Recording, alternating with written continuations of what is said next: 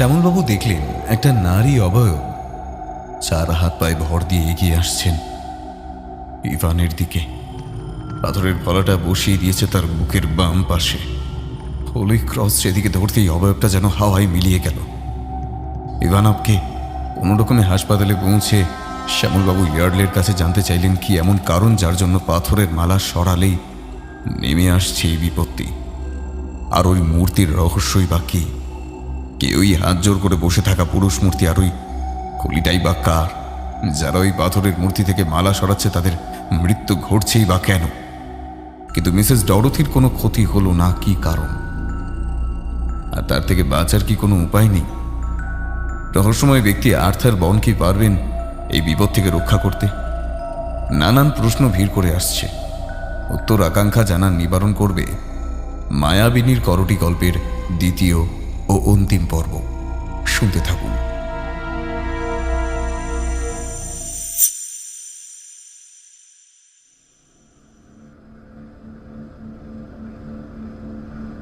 সেদিন রাতে হয়তো ঘুমটা আমার ভাঙতই না যদি না শীতল রাতের স্তব্ধতাকে ছিন্ন ভিন্ন করে কাঁচ ভাঙার শব্দটা ছড়িয়ে পড়ত। আর ঘুম না ভাঙলে হয়তো আজ আপনার সামনে এভাবে শীতাতপ নিয়ন্ত্রিত শপিং মলের কিউরিও শপে বসে গল্পটাও বলতাম না। কি ঘটেছিল সেদিন রাত্রে? ডক্টর শ্যামল বসুর মূল ঘটনায় প্রবেশ করার উপক্রমণিকা শুনে চেয়ারে সোজা হয়ে বসেন সত্যানন্দ নন্দী। এতগুলো অপ্রত্যাশিত ঘটনা ঘটে যাওয়ার পর ঘুম না আসাটাই স্বাভাবিক।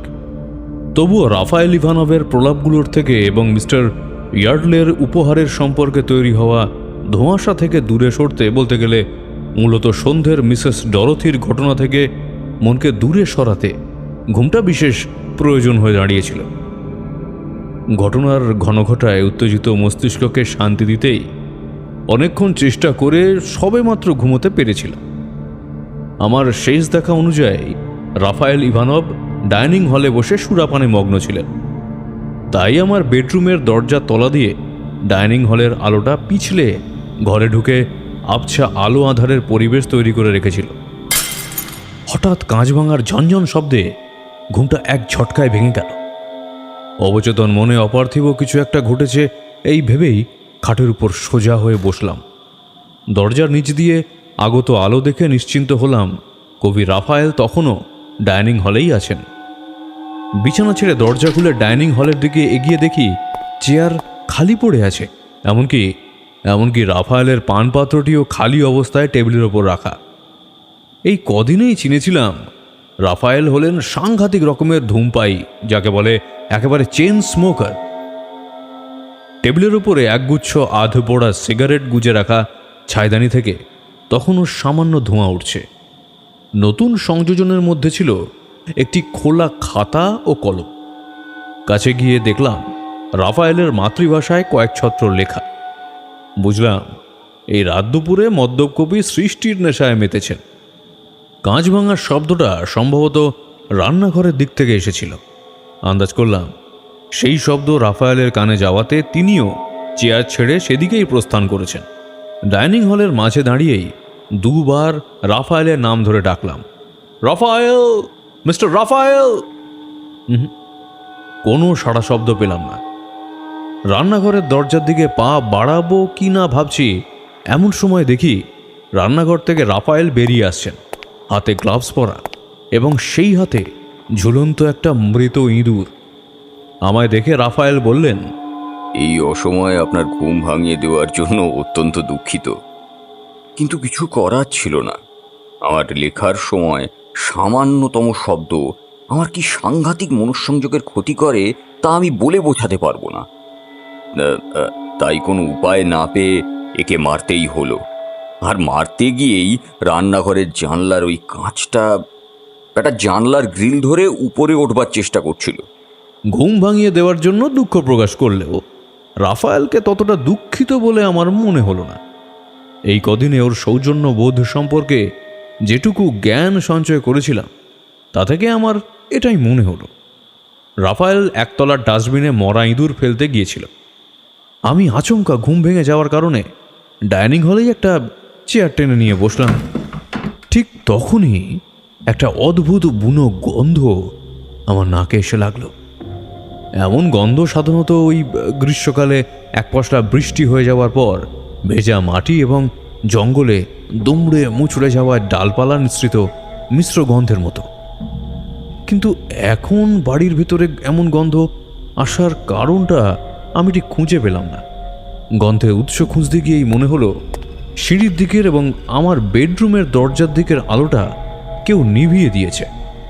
ডাইনিং হল থেকে বেরিয়েই দেখলাম করিডোর সম্পূর্ণ অন্ধকার। অথচ আমার স্পষ্ট মনে আছে রাফায়েল যখন সিঁড়ি দিয়ে নামে তখন ওদিকের দুটো আলো জ্বলছিল। ঘাড় ঘুরিয়ে সুইচ বোর্ডের দিকে তাকিয়ে দেখি ডাইনিং হলের সব কটা আলোর সুইচ অন করা। একই সাথে একই সময়ে দুটো আলো নিভে যাওয়াটা আমার কাছে ঠিক কাকতালীয় বলেও মনে হলো না। স্বাভাবিক প্রতিবর্ত ক্রিয়ায় উঠে দাঁড়িয়েছি, অমনি ডাইনিং টেবিলের মাথার উপর জ্বলন্ত দুটো আলো নিভে গিয়ে সারা বাড়ি ঘুটঘুটে অন্ধকারে পরিপূর্ণ হয়ে গেল। হঠাৎ চোখের সামনে অন্ধকার হয়ে যাওয়ায় কিছুই দেখতে পাচ্ছিলাম না। খুব গর্ব করে না হলেও বলতে পারি সহজে ভয় পেয়ে যাওয়ার মানুষ আমি অন্তত নই। কিন্তু বলতে লজ্জা নেই, সেদিন আমি ভয় পেয়েছিলাম। লন্ডন শহরের ওই শীতল রাতেও নিজের কপালে এবং হাতের তালুতে ঝিরিঝিরি শ্বেত বিন্দুর উপস্থিতি আমি টের পেয়েছিলাম। তবে পরের যে ঘটনা চাক্ষুষ করেছিলাম সেই রাতে, তাতে শুধু যে ভয় পেয়েছিলাম বলাটা বোধহয় যথেষ্ট নয়। ওই ঘটনার পর নিজের স্নায়ুর উপরে নিয়ন্ত্রণ না হারানো আমার বেঁচে থাকার মূল কারণ। হঠাৎ আলো নিভে যাওয়ায় মেয়ার রোডের বাড়িটা যেন সাক্ষাৎ মৃত্যুপুরী মনে হচ্ছিল। বাইরের রাস্তায় হলুদ নিয়ন আলো যেন ম্রিয়মান। চারপাশের পরিবেশ যেন কোনো আসন্ন বিপদের আশঙ্কায় স্তব্ধ। বন্ধ কাঁচের জানলার দিকে এগিয়ে রাস্তায় ঝুঁকে দেখলে সেই সময় একটি প্রাণের চিহ্নও দেখতে পাইনি। কিন্তু আকাশের দিকে চেয়ে লালচে অগ্নিগর্ভ মেঘের মধ্যে বজ্রপাতের মতো সাদা বৈদ্যুতিক সুতো ক্ষণে ক্ষণে জ্বলে উঠতে দেখেছিলাম। আমি তখনও ধন্দে আছি। আমি যা দেখছি তা বিগত 24 ঘন্টায় ঘটে যাওয়া ফলস্বরূপ নিতান্তই আমার মনের ভুল, না সত্যি এসব ঘটনা আমার সামনে হচ্ছে, মানে মানে এগুলো সবই ঘটমান বর্তমান। আতঙ্কে থরথর করে কাঁপা যাকে বলে, আক্ষরিক অর্থেই তখন আমার অন্তরাত্মা থরথর করে কেঁপে উঠেছে। পিছনে জানালার গ্রিল দুহাতে আঁকড়ে ধরে নিজেকে থিতু করে ভাবছি, রাফায়েল কোথায় গেলেন? ওকে কি একবার ডাকা উচিত? এমন সময় মনে হলো আমার বেডরুমের দিক থেকে কারোর পায়ের শব্দ এগিয়ে আসছে। ঠিক স্বাভাবিক মানুষের পায়ের শব্দ নয়, যেন কেউ খুব ধীরে ভেবে চিনতে কিন্তু দৃঢ়ভাবে হেঁটে আসছে ডাইনিং হলের দিকে। সে আসছে নিশ্চিত, কিন্তু তার এগিয়ে আসার কোনো তাড়া নেই। যেন সে আসবে, দেখবে এবং জয় করবে, এটাই পূর্ব নির্ধারিত। প্রতিটি পদক্ষেপে এমনই আত্মবিশ্বাস। বেডরুমের দরজাটা সম্পূর্ণ খুলে গিয়েছিল। আমি ডাইনিং হল থেকে বেডরুমের ভেতরের যে দৃশ্য দেখছিলাম, সেখানে আমার এই কদিনের ব্যবহার করা সাদামাটা ডবল বেড, দুধ সাদা চাদর, একটি ওয়ার্ড্রব আর একটা লেখার টেবিলের কোনো কোনো অস্তিত্ব নেই। বরং সেসব বদলে গিয়ে বেডরুমের ভেতরটা অজানা অচেনা কালো গভীর জঙ্গলে রূপান্তরিত হয়েছে। সূক্ষ্ম পিনপতন নীরবতাকে ছাপিয়ে কানে আসছিল ঝিঝি পোকার গুঞ্জন। এমন শব্দ এই মাঝরাতে শহরের বুকে? ওই শব্দ, ওই মায়াবী পরিবেশ এমন অস্বাভাবিক রূপের রহস্য দানা বাঁধছিল যে আমার জন্য আতঙ্কের পাশাপাশি আগ্রহেরও কম্পন সৃষ্টি করেছিল। ধীরে ধীরে গাঢ় প্রশস্ত আধার নেমে এসেছিল জঙ্গলে। বিশালাকার বৃক্ষ থেকে কালো করাল অন্ধকার যেন এক নিমিষে ছড়িয়ে পড়েছে। গাছপালার প্রাচুর্যে এতই ঘন সেই জঙ্গল যেন নিশ্ছিদ্র ভ্রম হয়। সেই নিরবিচ্ছিন্ন জঙ্গলের মাঝেই দাঁড়িয়ে এক অপরিচিতা নারী অবয়ব। তার পশ্চাতের পৃথিবী তখন আর চার দেওয়ালে আবদ্ধ মেয়ার রোডের দোতলা বাড়িটি নেই। তার বদলে রক্তাভ মেঘ, ভারাক্রান্ত ভয়ালো ভয়ঙ্কর আকাশের প্রেক্ষাপট। সেই রক্তগর্ভ আকাশ থেকে আগত স্তিমিত আলোর সামনে নারী শরীরের যে সিলুয়েট দেখা যাচ্ছে, তা ধীর পদক্ষেপে দরজার বাইরে পা রাখতেই আমার ভেতরে বিপদের ডঙ্কা বেজে উঠল। জানালার যে গ্রিল আঁকড়ে দাঁড়িয়েছিলাম, সেই গ্রিল বেয়েই ধীরে ধীরে মেঝেতে ডাইনিং টেবিলের তলায় উবু হয়ে বসে পড়লাম। আমার মনে হলো মেঝে বসা অবস্থায় সে আমায় ডাইনিং টেবিলের ওপার থেকে দেখতে পাবে না। চেয়ার ও টেবিলের পায়ার মাঝখান থেকে সেই প্রাচীন উপজাতির নারীটিকে কয়েক মুহূর্ত দেখলাম। মাথায় কারুকার্য করা অচেনা পাখির পালক ও ফুলের মুকুট, পরিধেয় বলতে ঊর্ধ্বাঙ্গ ও নিম্নাঙ্গে আলাদা আলাদা দুটি বস্ত্রখণ্ড, হাত পা গলা ও কোমরে পাথর, কাঠ ও ফুলের অলঙ্কারে সজ্জিত। মাথায় প্রায় 6 ফুট লম্বা ছায়া শরীরের মুখমণ্ডল বা ত্বকের বর্ণ ঠাহর করা যায় না, তবে আমার অনুমান ভুল ছিল না। অন্ধকার করিডোর আর দরজার মাঝে দাঁড়ানো অবয়ব জানালার দিকে কয়েক মুহূর্ত দৃষ্টি নিক্ষেপ করে সিঁড়ির দিকে মুখ ফিরিয়ে চলে যেতে লাগলো। সিঁড়ির দিক থেকে রাফায়েল ইভানোভের উঠে আসার কথা, কিন্তু তখনও অবধি তার কোনো সাড়া শব্দ নেই। আমি তৎক্ষণাৎ প্রায় 4 হাতে পায়ে হামাগুড়ি দিয়ে টেবিলের অন্য প্রান্তে গিয়ে অনাহুত সেই রমণীর চলে যাওয়া অনুসরণ লক্ষ্য করতে লাগলাম। দেখলাম হাতে একটি সূচিমুখ পাথরের ফলা নিয়ে সিঁড়ির ধাপ বেয়ে নেমে চলেছে সে। অবশ্যম্ভাবী বিপদ ও আতঙ্কের সমবেত আক্রমণে আমার তখন হৃৎপিণ্ড গলায় আটকে যাওয়ার অবস্থা। উঠে গিয়ে যে রাফায়েলকে সাবধান করব, আমি সেই সাহসও তো হারিয়েছি। করিডোরের শেষ প্রান্তের দরজা দিয়ে সেই ছায়ার শরীর মিলিয়ে যাওয়ার পরও স্থানুবৎ বসে আছি আমি টেবিলের পেছনে। কতক্ষণ কেটে গিয়েছে সে হুঁশ আমার নেই। উঠে গিয়ে দেখব নাকি চিৎকার করে লোক জড়ো করব, এই ভাবতে ভাবতেই সিঁড়ির ওপর থেকে ধূপধাপ একটা শব্দ এলো। সেই শব্দ মিলিয়ে যেতে না যেতেই ভারী পুরুষালী গলার বিকট আর্তনাদ।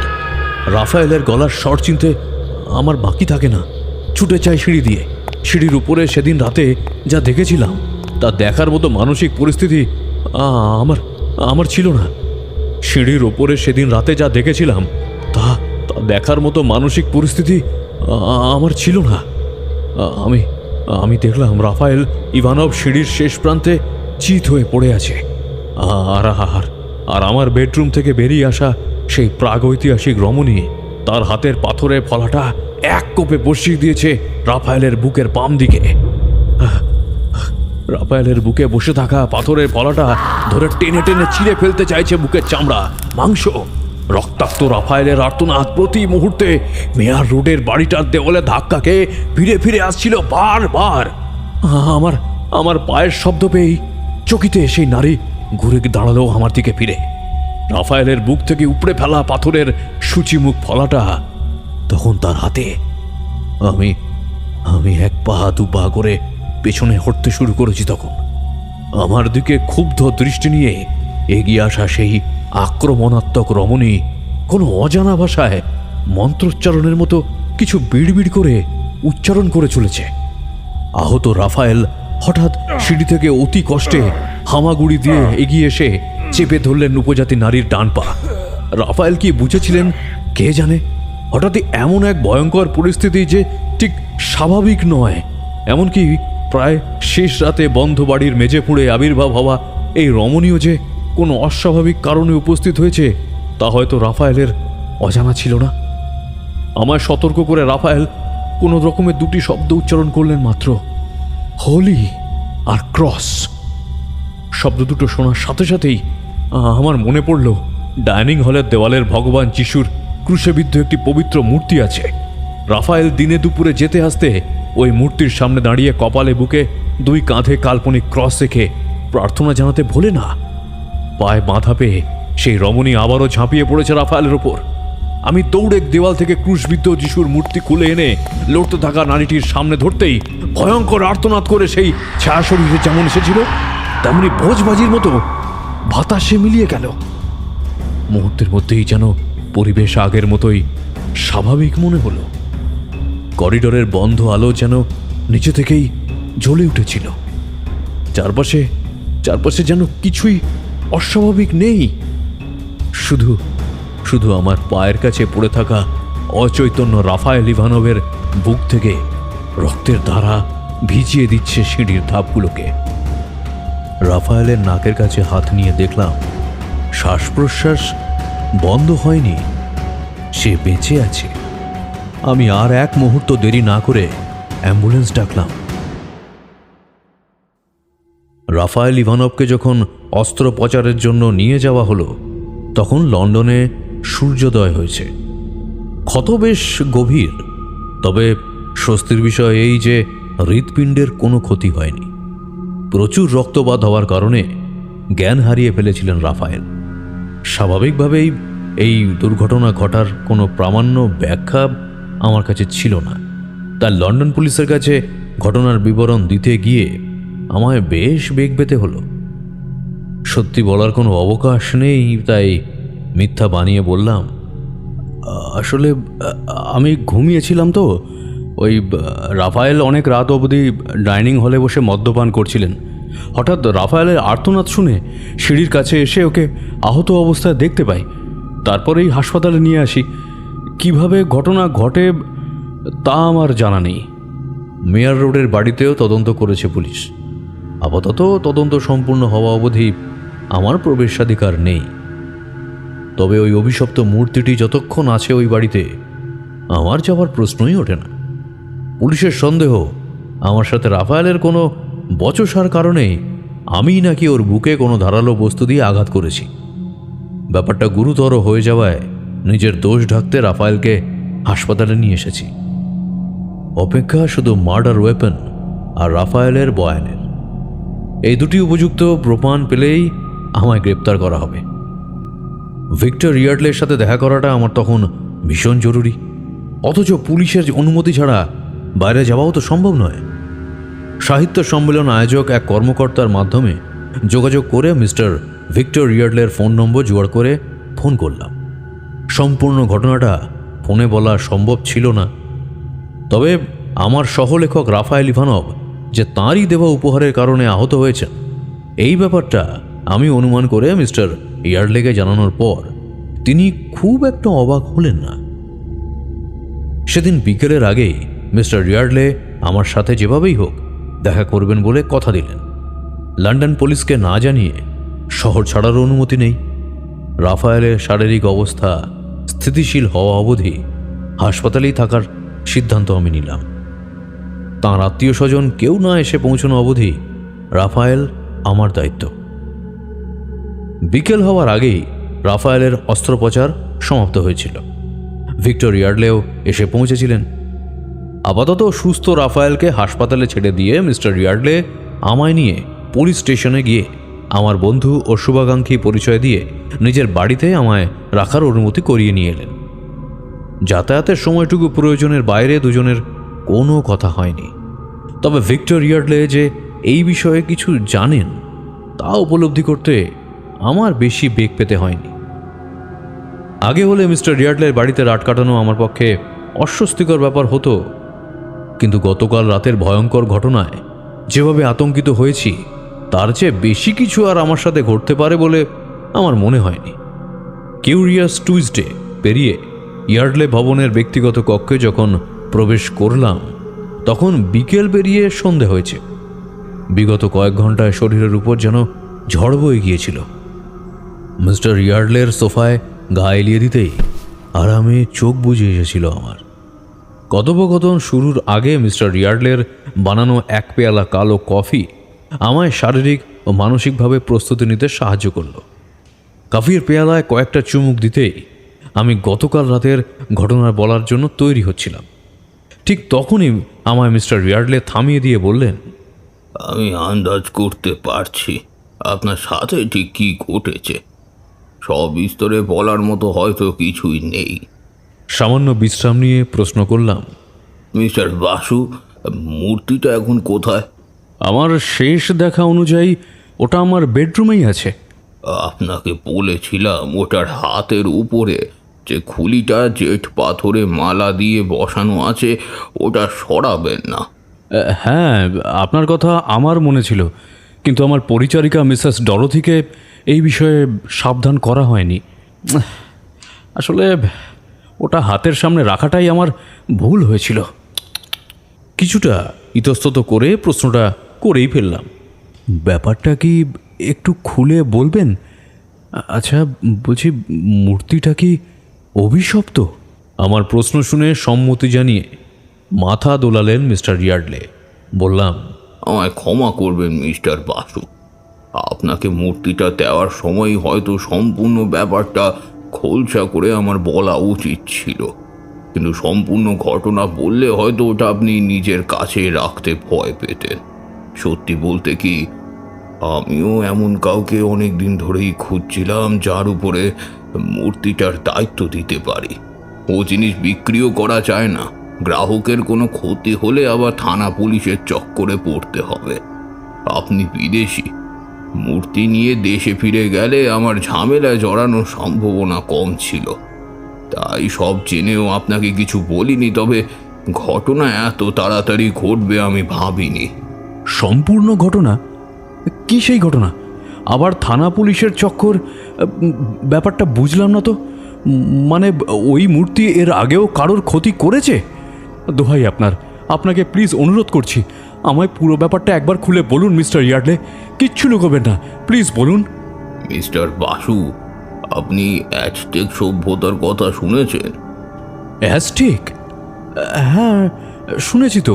ওই তো মেক্সিকো শহরের কাছেই কোথাও একসময় গড়ে উঠেছিল এই সভ্যতা। তবে ইতিহাসে তেমন পুঙ্খানুপুঙ্খ কিছু বলা নেই, আর তাই আমারও সেভাবে জানা নেই। আজ থেকে প্রায় 850-900 বছর আগে বর্তমান মেক্সিকো শহরের উপকণ্ঠে টেক্সকোকোন হ্রদের ধারে কয়েকটি বর্বর উপজাতির সমন্বয়ে অ্যাজটেক সভ্যতা আত্মপ্রকাশ করে। অ্যাজটেক কোনো একটি উপজাতির সভ্যতা নয়, এর মধ্যে বহু শাখা প্রশাখা ও সম্প্রদায় বিভক্ত ছিল। মূল অ্যাজটেক সভ্যতার শুরু হয় দ্বাদশ শতাব্দীর মধ্যভাগ থেকে। নাহুয়াতাল ভাষাভাষীর কাছে কুলহুয়া, টোপনিক, টোলটেক উপজাতিরা প্রথম থেকেই মেক্সিকো অঞ্চলে বসবাস করছিল। পরের ত্রয়োদশ শতাব্দীর গোড়ার দিকে আরও এক নাহুয়াতাল ভাষা ব্যবহারকারী যাযাবর টেনোচকা জাতিরা এসে বসবাস স্থাপন করে। পরবর্তীকালে এই টেনোচকোরাই টেনোচটিটলান নামে শহর গড়ে তোলে, যা অ্যাজটেক সভ্যতার কেন্দ্রস্থল হিসাবে আত্মপ্রকাশ করে। তবে এই অভিশপ্ত মূর্তির কাহিনী টেনোচকাদের শক্তিশালী হয়ে ওঠার বেশ কয়েক দশক আগে। এর সাথে টেনোচকাদের গভীর সম্পর্ক আছে। টেনোচকারা শুরু থেকে কিন্তু টেক্সকোকো হ্রদের তীরে বাসিন্দা ছিল না।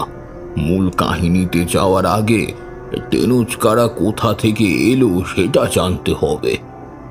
আমার কোথাও তো যাওয়ার ছিল না। আপাতত আমি সেই রাত্রে মিস্টার ইয়ার্ডলের অতিথি, তাই ইতিহাস জানার বিষয়ে কোনো তাড়াহুড়োও আমার ছিল না। বরং সমস্যার শুরুটা যত খুঁটিয়ে জানা যায়, সমাধান ততই নিশ্চিত হয়। আমার মৌন সম্মতি পেয়ে ভিক্টর ইয়ার্ডলে আবার বলতে শুরু করলেন, টেনোচকাদের আগমন ঘটে অ্যাজটালাইন নামক দ্বীপ থেকে। ধারণা করা হয় এই অ্যাজটালান মেক্সিকোর পশ্চিমাঞ্চলে থেকে শুরু করে ইউটাহা পর্যন্ত বিস্তৃত ছিল। অনেক পুরাতত্ত্ববিদদের মতে প্রাচীন আজটালান অবস্থিত ছিল নায়ারিতের বর্তমান শহর সান ফেলিপ অ্যাজটালান, যদিও অ্যাজটালানের সঠিক দিশা আজ পর্যন্ত অজানা। পৌরাণিক কাহিনীর বর্ণনা অনুযায়ী অ্যাজটালান ছিল প্রাচুর্যে পরিপূর্ণ এক স্থান, যা অবস্থিত ছিল বিশাল এক জলাশয়ের ধারে। অ্যাজটালানে বসবাসকারী সবাই ছিল মৃত্যুঞ্জয় এবং অফুরন্ত প্রাচুর্য ভাণ্ডারের ফলে স্বাচ্ছন্দ্যে দিন যাপন করত। জলাশয়ের মাঝখানে অবস্থিত ছিল কুলহুয়াকান নামে এক খাড়া পর্বত, যেখানে ছোট বড় অনেকগুলো গুহা ছিল, যাদেরকে একসাথে চিকোমোচটক বলা হতো। এই গুহাতেই টেনোচকা পূর্বপুরুষেরা বাস করত। দ্বীপটি ছিল অসংখ্য সারস পাখি, হাঁস আর অন্যান্য পাখিলিদের পরিপূর্ণ দৃষ্টিনন্দন স্থান। জলাশয়ে খেলা করত রঙিন মাছ, আর জলাশয়ের ধার ঘেঁষে ছিল অনেক অনেক গাছ। অ্যাশটালানের বাসিন্দারা ক্যানোতে চড়ে মাছ ধরত, আর ভাসমান বাগানে ভুট্টা, গোলমরিচ, মটর, টমেটো এবং পরিজাতের চাষ করত। কিন্তু একটা সময় পর দ্বীপের প্রাচুর্য বিনষ্ট হয়। অনাবৃষ্টি, অতিবৃষ্টি এবং নানাবিধ প্রাকৃতিক বিপর্যয়ের কারণে টেনোচকারা তাদের দেবতার আদেশ অনুযায়ী অ্যাশটালান পরিত্যাগ করে মেক্সিকোর দিকে অগ্রসর হয় নতুন বাসভূমির সন্ধানে। টেনোচকারা ছিল মূলত যাযাবর জাতি। এক জায়গায় বছরে 2 বছরের বেশি স্থায়ী হয় না। তাদের দেবতার আদেশ ছিল যে স্থানে একটি ঈগলকে ক্যাকটাসের শাখায় বসে সাপ খেতে দেখবে, সেই স্থানেই যেন স্থায়ী হয়ে যায় এবং নগর গড়ে তোলে। ভবঘুরে টেনোচকারা মধ্য মেক্সিকোর পাহাড় ঘেরা টেক্সাকোকো নামক একটা হ্রদের ধারে এমনই এক দৃশ্য দেখতে পেয়ে সেখানেই স্থায়ী বাসিন্দা হবে বলে মনস্থির করে। এখানে টোপানেক জাতির অনুমতি নিয়ে বাসস্থান স্থাপন করে, কিন্তু নবাগত টেনোচকাদের নানা রকমের উৎপাতে বিরক্ত হয়ে কুলহুয়া ও টোপানেকরা টেনোচকাদের বিরুদ্ধে যুদ্ধ ঘোষণা করে। এই যুদ্ধে টেনোচকা জাতির একটা বড় অংশ কুলহুয়াকান সাম্রাজ্যের দ্বারা বন্দী হয়। বন্দীদের কুলহুয়া সম্রাট কক্স ভূমিদাস হিসাবে রাখতেন। বাকি টেনোচকারা পালিয়ে গিয়ে টেক্সাকোকো হ্রদের অন্য তীরে বসতি স্থাপন করে। এই ঘটনার কিছুদিন বাদে কুলহুয়াকান জাতির অন্য জাতির সঙ্গে যুদ্ধে জড়িয়ে পড়লে বন্দি টেনোচকা ভূমিদাসদের সৈন্য হিসাবে কাজে লাগায়। কুলহুয়াকানের সম্রাটের তরফ থেকে বন্দি টেনোচকাদের বিশ্বস্ততার পরিবর্তে মুক্তির প্রতিশ্রুতি দেওয়া হয়, কিন্তু সম্রাট তার প্রতিশ্রুতি রাখতে ব্যর্থ হন। এর ফলে টেনোচকারা কুলহুয়াকান সম্রাট কক্সের উপর সাংঘাতিক ক্ষুব্ধ হয় এবং একটি চরম ষড়যন্ত্র করে বসে। এত দূর বলে মিস্টার ইয়ার্ডলে দম নেওয়ার জন্য থামলেন। আমি তখন প্রশ্ন না করে থাকতে পারলাম না। বললাম, ষড়যন্ত্র? কি ষড়যন্ত্র? টেনচকা ভূমিদাসরা সম্রাটের অনুগত বিশ্বস্ত থাকায় অভিনয় চালিয়ে যায় এবং তাদের জাতির প্রধানের জ্যেষ্ঠ পুত্র অর্থাৎ রাজপুত্র এস্টিলের সাথে কুলহুয়া রাজকুমারীর অ্যানাকাউনার বিয়ের প্রস্তাব পাঠায়। টেনোচকারা জানতো যে রাজ পরিবারে কোনোদিন এই বিয়েতে সম্মতি দেবেন না, তাই কুলহুয়া রাজার অত্যন্ত ঘনিষ্ঠ কয়েকজন ব্যক্তিকে এই ষড়যন্ত্রে সামিল করে রাজা ও রাজকুমারীকে বিবাহে সম্মত করাতে সফল হয়। বিয়ের আগে টেনোচকারা তাদের কিছু ধর্মীয় অনুষ্ঠান পালনের জন্য রাজকুমারীকে নিজেদের আস্তানায় আমন্ত্রণ করে।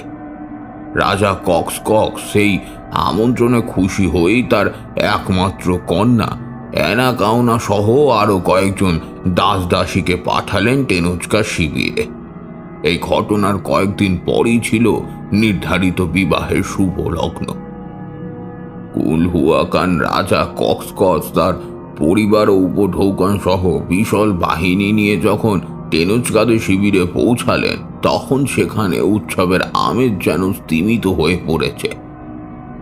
বিবাহের মতো অন্যান্য উৎসবে কোনো পরিবেশই নেই। সদর দরজায় কেউ উপস্থিত নেই তাদের স্বাগত জানানোর জন্য। সন্দেহ হওয়ায় রাজা তার একজন দূতকে পাঠালেন টেনোচকাদের শিবিরে। কিছুক্ষণ বাদে সেই দূত ফেরত এলেন। তার 2 হাতে 2টি থালা। ঢাকা সরিয়ে থালায় রাখা বস্তু দুটি দেখেই আঁতকে উঠলেন রাজা কক্স। প্রচণ্ড মানসিক যন্ত্রণায় মূর্ছিত হয়ে পড়লেন রানী মেজিটিল। মিস্টার ইয়ার্ডলের ইতিহাস বলার মধ্যেই রহস্যময়তার সৃষ্টি হয়েছিল। আমি স্বতঃস্ফূর্তভাবেই প্রশ্ন করলাম, কি ছিল সেই থালায়? রাজকুমারী অ্যানাকাউনার কাটা মাথা এবং তার শরীরের চামড়া। টেনোচকারা রাজকুমারীকে হত্যা করে প্রতিশোধ নিয়েছিল? হ্যাঁ, রাজকুমারী অ্যানাকাউনা সহ সমস্ত দাসদাসীদের দেবতার বেদিতে বলি দিয়েছিল। এই দুঃসংবাদ পাওয়ার পরই মারমুখী টেনোচকাদের হাত থেকে রক্ষা পাওয়ার জন্য রাজা তৎক্ষণাৎই সেখান থেকে প্রস্থান করে। পরে সশস্ত্র সেনা সহ টেনোচকাদের আক্রমণ করলে টেনোচকারা তাদের শিবির পরিত্যাগ করে টেক্সোকোকো হ্রদের অন্য তীরে স্বাধীন টেনোচকা বসতিতে পালিয়ে যেতে সক্ষম হয়। আপাতভাবে গল্পের শেষ এখানেই হতে পারত, কিন্তু আমাদের আসল গল্পের শুরুটা এখানে। 1600 শতকে হার্নান কর্টেজে যখন অ্যাজটেকদের টেচটিটলাইন শহরে পৌঁছান, তখন সেখানে রাজা দ্বিতীয় মন্টেজুমোর রাজত্ব চলছে। মেক্সিকো পৌঁছানোর 1 বছরের মাথায় হার্নান কর্টেজ অ্যাজটেকদের প্রথম আক্রমণ করে। প্রথম দফার অ্যাজটেকরা সমবেত হয়ে সেই আক্রমণ প্রতিরোধ করতে সক্ষম হয়, যদিও সেই যুদ্ধের সময় রাজা মন্টেজুমা দ্বিতীয় স্প্যানিয়ার্ডের হাতে বন্দী হয়ে মৃত্যুবরণ করেন। সেসব অন্য প্রসঙ্গ। তবে অ্যাজটেকদের সেই জয় খুব সুখকর হয়নি। রাজা রাজত্বের অনেকাংশ, প্রচুর ধনরত্ন, সৈন্য ও সাধারণ প্রজার প্রাণহানি সহ বিশাল ক্ষয়ক্ষতি হয় অ্যাজটেকদের। যুদ্ধ জয়ের সেই রাত 30শে জুন এবং 1 জুলাই 1520, এই সময়টা ছিল অ্যাজটেকদের কাছে দুঃখের রাত, নাইট অফ সরোস, স্প্যানিশ ভাষায় যাকে বলা হয় লানাজ ত্রিস্তে।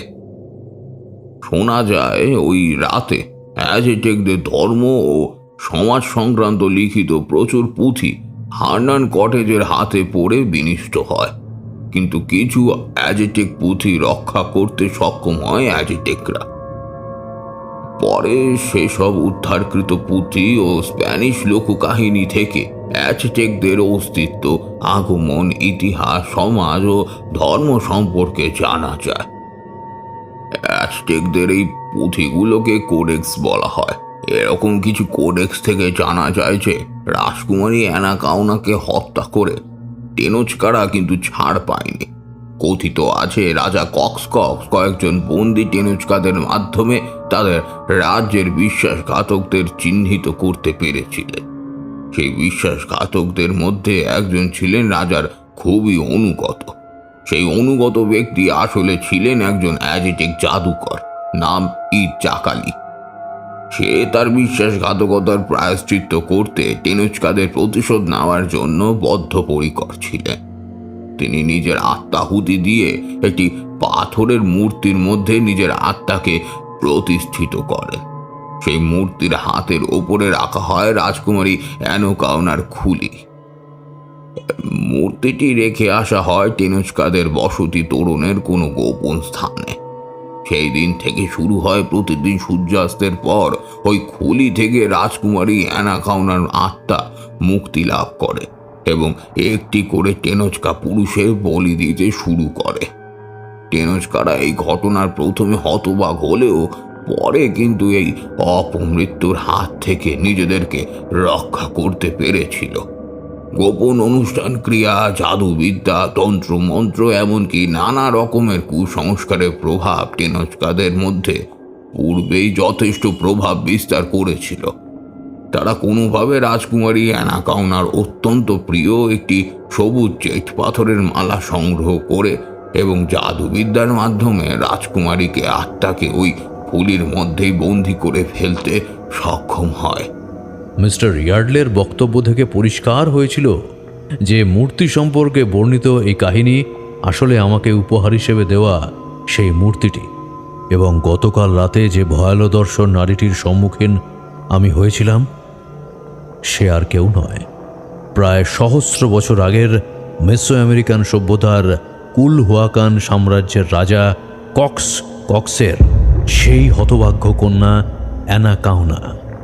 দেখুন মিস্টার বাসু, আমি আপনার কোনো ক্ষতি করতে চাইনি, কিন্তু ওই ঘটনার পর আমি চাইছিলাম কোনোভাবে এই অপয়া মূর্তিটি থেকে নিষ্কৃতি পেতে। আন্দাজ করলাম গতকাল বিকেলে মিস ডরথির কাছে যে ঘটনা শুনেছি তা অসত্য নয়, তবুও কৌতূহল জাগল। বললাম, কোন ঘটনা? বছর কয়েক আগে এই মূর্তিটি একজন অ্যান্টিক চোরের মাধ্যমে আমার হাতে এসে পৌঁছায়। তখনও মূর্তিটির ভয়াবহ দিক সম্পর্কে আমার কোনো ধারণা ছিল না। আমিও আপনার মতোই ওই মূল্যবান জেট পাথরের মালা ও অ্যান্টিক মূর্তি হিসেবেই লোভে পড়ে কিনেছিলাম। এমনিতেই অ্যান্টিক জিনিসের কালো বাজারে এই ধরনের জিনিসের চাহিদা ও মূল্য বেশ চড়া, কিন্তু জিনিসটা কেন মূর্তিটা বেশ সস্তায় পেয়ে গেলাম। যেদিন ডিউক নামে ভদ্রলোক মূর্তিটা ডেলিভারি দিতে আমার কিউরিয়াস টিউসডেতে এলেন, সেদিন আমার দোকানে ডক্টর অ্যান্ড্রিয়ান জি কোস্টা বসেছিলেন। মিস্টার অ্যান্ড্রিয়ান হলেন স্প্যানিশ ইতিহাসবিদ। মূর্তিটার মোড়ক খুলতে কেন জানি না ডিউক আমার পেমেন্ট করে দেওয়ার জন্য তাড়া দিতে লাগলো। ডিউক টাকা নিয়ে চলে যাওয়ার পর থেকে অ্যান্ড্রিয়ান মূর্তিটা বেশ খুঁটিয়ে দেখছিলেন। একটা সময় পর অ্যান্ড্রিয়ান আমায় বললেন, অ্যাজটেকদের সম্পর্কে ওর যা পড়াশোনা তাতে কোথাও কিন্তু এই রকম ধরনের দেবতার উল্লেখ তিনি পাননি।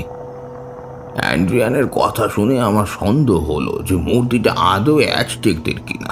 এমন তো হামেশাই হয় যে নকল জিনিস আসল বলে বিক্রি করা হয়েছে, কিন্তু সেই বিষয়ে সন্দেহ নিরসন করলেন অ্যান্ড্রিয়ান নিজেই। সপ্তাহখানেক আগে নাকি মেক্সিকোর টেনোস্টিটলানের আর্কিওলজিক্যাল সাইট থেকে বেশ কয়েকটা দুষ্প্রাপ্য আর্টিফ্যাক্ট চুরির খবর তিনি কোনো জার্নালে পড়েছিলেন।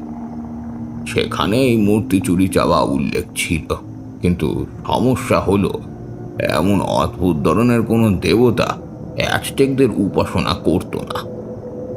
এটা নিয়ে তিনি আরও খোঁজ খবর নেবেন বলে সেদিন প্রস্থান করলেন। আর সেই রাতেই ঘটে গেল আমার জীবনের সবচেয়ে দুর্ভাগ্যজনক ঘটনা। কি ঘটনা? দিন দুয়েক আগে ক্রিসমাসের ছুটিতে আমার ছেলে অলিভার কলেজ হস্টেল থেকে ফিরেছিল। সেদিন বেশ ঠান্ডা পড়া, আমি খুব তাড়াতাড়ি নিজের ঘরে ঘুমাতে চলে গিয়েছিলাম। অন্যান্য দিনের মতো অলিভার রাত জেগে কাজ করছিল। ডাইনিং হল থেকে শুরু করে স্টোর রুম অবধি আমার কিউরিয়ার জিনিসপত্র ছড়ানো। সেদিন ডিউকের ডেলিভারি দেওয়া মূর্তিটাও সেখানেই রাখা। হঠাৎ স্টোর রুম থেকে কোনো শব্দ পেয়ে নিজের ঘর ছেড়ে বেরিয়ে আসে অলিভার। আর তারপরেই চোখের সামনে দেখলাম ছেলেটার বুক চিরে ধুকফুক করছে থাকা হৃৎপিণ্ডটা বের হতে। তারপর ঠিক কি ঘটেছিল আমার মনে নেই। ঘটনাটা বলতে গিয়ে গলা ধরে এলো মিস্টার ইয়ার্ডলের। সদ্য যৌবনে পা রাখা পুত্র শোকে শোকার্ত পিতাকে সান্ত্বনা দেওয়ার জন্য কি বলা উচিত আমার তা জানা ছিল না, তাই মৌনই বসেছিলাম। মিস্টার ইয়ার্ডলে আবার বললেন, লোকে এমনও মনে করে মানসিক ভারসাম্য হারিয়ে আমি অলিভারকে নৃশংসভাবে খুন করেছি, কিন্তু কার কাছে এই ঘটনা ব্যাখ্যা করব? কে বিশ্বাস করবে আমায়? আমার উকিলকে বলার চেষ্টা করেছিলাম, কিন্তু মোটা টাকার বিনিময়ে শেষে আমাকেই পাগল প্রমাণিত করলেন তিনি। এমনকি উঁচু স্তরে পরিচিত থাকায় অ্যাসাইলেমেও থাকতে হয়নি। তার বক্তব্য, টাকার বিনিময়ে তিনি আমার প্রাণ বাঁচিয়েছেন, কিন্তু এমন নিঃসঙ্গ নির্বান্ধব জীবন আমার। সেই কারণে সেদিন আমি ভাবতেও পারিনি যে লন্ডন শহরে কেউ আমায় বাঁচাতে অন্তত এগিয়ে আসবে। ওই জেট পাথরের মালাটি সেদিন মিসেস ডরথি সম্ভবত খুলেছিলেন, কিন্তু আপনি ওই ঘটনার পর ওই মূর্তির সাথে এক ঘরে কিভাবে বাঁচলেন? ডক্টর অ্যান্ড্রিয়ান ডি কোস্টা আমায় উদ্ধার করেছিলেন। ঘটনার পরের দিন যখন আমায় পুলিশ কাস্টাডিতে রাখা হয়, সেদিন অ্যান্ড্রিয়ান আমার সাথে দেখা করতে আসে। মূর্তির ভয়াবহতা নেপথ্যে ঘটনা সেদিন অ্যান্ড্রিয়ান আমায় জানিয়েছিলেন। জামিনে মুক্তি পাওয়ার পর আমি বাড়ি ফেরার আগে ওই মূর্তি অ্যান্ড্রিয়ান আমার কাছ থেকে নিয়ে যান। দিন দশেক পর ফেরতও দিয়ে যান। বলেন যে মূর্তি থেকে জেট পাথরের মালাটি যেন কোনোভাবে আলগা না করা হয়। গতকাল বিকেলে যখন মিসেস ডরথিকে আহত অবস্থায় আমার বেডরুমে আবিষ্কার করি, তখন খুলিটা মেঝেতে পড়েছিল, এমনকি জেট পাথরের মালাটিও ছিঁড়ে যায়। রাফায়েল ইভানভ ফিরে আসার আগেই আমি প্রত্যেকটা পাথর সুতোয় গেঁথে আবার আগের মতো খুলির উপরে সাজিয়ে রাখি। ব্যাপারটা বুঝলেন না মিস্টার বাসু? ওটা মন্ত্র শক্তি দ্বারা আবদ্ধ ছিল। অ্যান্ড্রিয়ান আমার মূর্তিটা ফেরত দেওয়ার সময় বলেছিলেন যে একজন মেক্সিকান উপজাতির পুরোহিতকে দিয়ে কোনো অনুষ্ঠানের মাধ্যমে রাজকুমারীর আত্মাকে ওই খুলির ভেতরে আবদ্ধ করিয়ে এনেছেন। তাহলে আর দেরি কিসের মিস্টার ইয়ার্ডলে? ডক্টর অ্যাড্রিয়ান ডিকোস্টাকে বলুন যে ওই মেক্সিকান পুরোহিতের সাথে যোগাযোগ করে এই বিপদ থেকে আমাদের উদ্ধার করতে। এটা সম্ভব হলে আমি আগেই করতাম, কিন্তু গত বছর ডক্টর অ্যান্ড্রিয়ান হৃদরোগে আক্রান্ত হয়ে মারা গিয়েছেন। এমনকি আমার জানা নেই যে মেক্সিকান পুরোহিত কে ছিলেন। দীর্ঘশ্বাস পেলে মিস্টার ইয়ার্ডলে আবার বললেন, চোরাগুলির মুখে দাঁড়িয়ে আছি মিস্টার বাসু। মূর্তিটা আপনাকে দেওয়া আমার সত্যি ভুল হয়েছিল।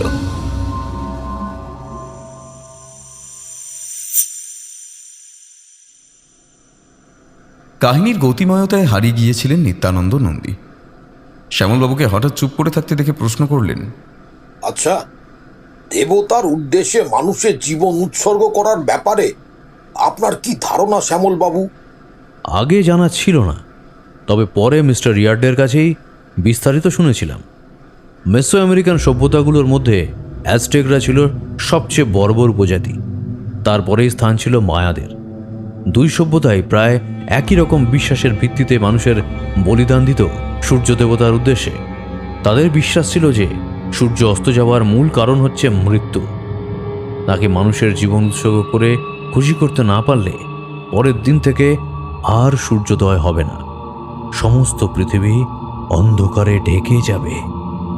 মানুষ উৎসর্গ করবার পিছনে অ্যাজটেকদের প্রচলিত লোককথাটি মিস্টার ইয়ার্ডলে আমার সুন্দর করে বর্ণনা দিয়েছিলেন। কি সেই লোককথা? শ্যামলবাবু বুঝলেন সত্যানন্দ নন্দী তার কাহিনী বেশ মনোযোগ সহকারেই শুনেছেন। মিস্টার ইয়ার্ডলের কাছে শোনা অ্যাজটেকদের 5 সূর্য হাজারো মানুষের বলিদানের লোককাহিনী বলতে শুরু করলেন। অ্যাজটেক সংস্কৃতিতে মানুষের বিশ্বাস ছিল বর্তমান বিশ্বের আগে আরও 4টি বিশ্বের অস্তিত্ব ছিল। 4টির প্রতিটিতে আলাদা আলাদা সূর্য ছিল। আগের 4টি বিশ্বের সবকটি বিশৃঙ্খলার কারণে ধ্বংস হয়ে গেছে। প্রথম সূর্যটি ছিল দেবতা টিজকাল।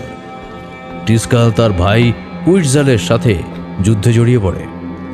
যুদ্ধে কুইটজাল তাকে হারিয়ে ফেলে এবং দলবল সহ আকাশলোক থেকে বিতাড়িত করে দেন। আকাশে সূর্যের অনুপস্থিতিতে পৃথিবীতে অন্ধকার নেমে আসে। অন্ধকার পরিস্থিতিতে কুইটজাল দ্বিতীয় সূর্য হিসাবে আবির্ভূত হয়। এই ঘটনায় টিজকাল অত্যন্ত রাগান্বিত হয় এবং রাগের বশবর্তী হয়ে সকল মানুষকে বানরে রূপান্তরিত করে দেয়। এরপর কুইটজাল সকল বানরকে ভাসিয়ে সরিয়ে দেয় এবং দেবতার অবস্থান থেকে সরে যান। দেবতাহীন এমন পরিস্থিতিতে তৃতীয় সূর্য হিসেবে আসেন দেবতা তালুক। ওই সময় প্রথম সূর্য টিজকাল আবার আরেক ঝামেলা পাকিয়ে বসেন। তারকের স্ত্রী জোসি কুইটজালকে চুরি করে নিয়ে যান টিজকাল। এতে তালও খুবই মর্মাহত ও রাগান্বিত হয়ে যান। রাগের বশবর্তী হয়ে তিনি মর্তে বৃষ্টি পড়া নিষিদ্ধ করে দেন। বৃষ্টি না থাকতে মর্তলোকে নেমে আসে ভয়াবহ খরা। নির্জল অবস্থায় পড়ে মর্তের লোকেরা দিনের পর দিন বৃষ্টি ভিক্ষা চাইতে থাকে। তাদের বিরামহীন ভিক্ষার নমুনা দেখে দেবতা এতই বিরক্ত হয়ে যান যে মানুষকে শিক্ষা দিতে বৃষ্টির বদলে বর্ষণ করেন আগুন। এর ফলে সমস্ত পৃথিবী পুড়ে ছাই হয়ে যায় এবং দেবতাকে আবারও নতুন করে সব কিছু শুরু করতে হয়। এরপর চতুর্থ সূর্য হিসেবে আসেন তালকের নতুন স্ত্রী চালচুতলিক। তিনি ভালোভাবেই সব কিছু পরিচালনা করছিলেন, কিন্তু এখানেও ঝামেলা পাকায় প্রথম সূর্য টিজকাল। তিনি চালচুতলিকের উপর এতটাই রাগান্বিত হয়েছিলেন যে তা চালচুতলিককে অবিরাম কান্নার অভিশাপ দেন। তার কান্নায় চোখের জলের বদলে বের হতো রক্ত। কোনো প্রকার বিরাম ছাড়া টানা 52 বছর রক্ত অশ্রু বর্ষণ করেছিলেন তিনি। এর ফলে সব কিছু রক্তের বন্যায় ভেসে যায় এবং দেবতাদের আবারও নতুন করে সব কিছু শুরু করতে হয়। এরপর আসেন পঞ্চম সূর্য। অ্যাজটেকদের বিশ্বাস অনুসারে পঞ্চম সূর্যই শেষ পর্যন্ত টিকে যাচ্ছেন এবং প্রতিদিন মর্তবাসীকে দিবস উপহার দিয়ে যাচ্ছেন। তাকে ডাকা হয় টোনাটিয়া নামে। মাঝে মাঝে একে হুইট জিলোপ কটলি নামেও ডাকা হয়। তার মা কোয়াটলিক পাখির একগুচ্ছ পালক দ্বারা অপ্রত্যাশিতভাবে অন্তঃসত্ত্বা হয়ে যাওয়ার কারণে পঞ্চম সূর্যদেব হুইট জিলোপ কটলি জন্ম হয়। তবে গল্পের এখানেই শেষ নয়। দেবী কোয়াটলিকের এমন গর্ভধারণে দেখা দেয় আরেক সমস্যা। তিনি ছিলেন 400 সন্তানের জননী। এতগুলো সন্তান জন্মদানের পরেও আবার অন্তঃসত্ত্বা হয়েছে দেখে সকল সন্তান তার বিরুদ্ধে ক্ষেপে ওঠেন। সন্তানরা তাদের মাকে খুঁজে বের করে ধরে নিয়ে শাস্তি হিসেবে দেহ থেকে মস্তক বিচ্ছিন্ন করে ফেলতে চায়। একদম শেষ মুহূর্তে তিনি জন্ম দেন পঞ্চম সূর্য হুইট জিলোপটিকে। জন্ম থেকেই হুইট জিলোপটিক ছিলেন শক্ত সমর্থ আর যোদ্ধার বেশি জন্ম নিয়েছিলেন মাতৃগর্ভ থেকে। তার জন্মলব্ধ অসীম শক্তির সাহায্যে চোখের পলকেই 400 জনের প্রায় সকলকেই মেরে ফেলতে সক্ষম হন তিনি। ফলে প্রাণে বেঁচে যান মা কোয়াটলিক। 400 জনের মাঝে অল্প কয়েকজন পালিয়ে যেতে সক্ষম হন। এরপর থেকেই দেবতা হুইট জিলোপ কটলি পঞ্চম সূর্য হিসেবে দায়িত্ব পালন শুরু করেন। অ্যাজটেকরা বিশ্বাস করতেন সূর্য দেবতাকে শান্ত রাখতে হলে তার উদ্দেশ্যে মানুষ বলি দিতে হয়, অন্যথা হলে পূর্ব দিকে আর কোনোদিনও সূর্যোদয় হবে না। রাগান্বিত হয়ে আগের দেবতাদের মতো কোনো ক্ষতিকর ঘটনা ঘটিয়ে ফেলবেন তিনি, ফলে ধ্বংস হয়ে যাবে মর্তের সকল প্রাণ। তাঁরা বিশ্বাস করতেন, তাই বিশ্বাস অনুসারে দিনের পর দিন নরবলি দিয়ে গেছেন। অ্যাজটেকদের মানুষ বলি দেওয়ার প্রক্রিয়া ছিল অত্যন্ত নারকীয় ও জঘন্য। অ্যাজটেক সভ্যতার শেষের দিকে সূর্যের উদ্দেশ্যে নরবলিদান চরম পর্যায়ে এসে উপনীত হয়। ধারণা করা হয় 1487 সাল পর্যন্ত টেনোকটিটালানের বিখ্যাত পিরামিড মন্দিরে প্রায় 20,000 থেকে 80,000 লোককে বলি দেওয়া হয়েছিল শুধুমাত্র দেবতাকে খুশি করবার উদ্দেশ্যে। এর পাশাপাশি বিভিন্ন ধনসম্পদ সোনাদানাও উৎসর্গ করা হতো দেবতাদের সন্তুষ্টির জন্য। ধন সম্পদ ছাড়িয়ে সূর্য দেবতার সবচেয়ে পছন্দ ছিল মানুষের সচল হৃৎপিণ্ড। একজন প্রশিক্ষিত পুরোহিত দক্ষ হাতে ছুরি দিয়ে বুক বিদীর্ণ করে হৃৎপিণ্ড বের করে নিয়ে আসতেন। নাড়াচাড়া করছে বা স্পন্দিত হচ্ছে এমন জীবন্ত হৃৎপিণ্ড উঁচিয়ে সূর্যের দিকে তাক করে ধরতেন পুরোহিত। তাদের বিশ্বাস ছিল এরকম করলে সূর্যদেব খুশি হবেন এবং পৃথিবীতে শান্তি অব্যাহত রাখবেন। সেই কারণেই রাজকুমারী অ্যানা কাউনার আত্মা রাফায়েল ইভানভের বুক ছিঁড়ে হৃৎপিণ্ড বের করে আনতে চেয়েছিলেন। সঠিক মতামত দিয়ে সত্যানন্দ নন্দী যেন নিজের মনেই সন্তুষ্ট হলেন। আচ্ছা, আপনার মেয়র রোডের বাড়িতে রাখা মূর্তিটা তারপরে কি হলো? আর ওই রাফায়েল ইভান, সে কি বেঁচে গিয়েছিল? হ্যাঁ, রাফায়েল ইভানভ সে যাত্রায় বেঁচে গিয়েছিলেন, কিন্তু সমস্যায় পড়লাম আমরা, বলতে গেলে একা আমি।